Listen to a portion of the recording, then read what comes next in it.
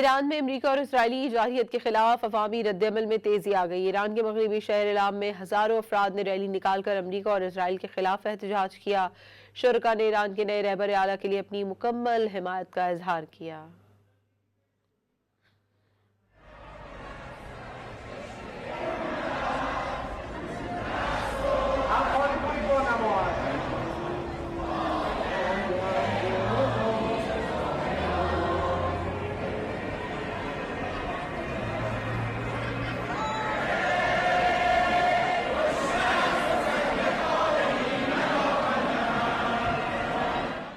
Iran में अमरीका और Israeli जारहियत के खिलाफ अवामी रद्दअमल में तेजी आ गई। ईरान के मगरबी शहर इलाम में हजारों अफराद ने रैली निकालकर अमरीका और इसराइल के खिलाफ एहतजाज किया।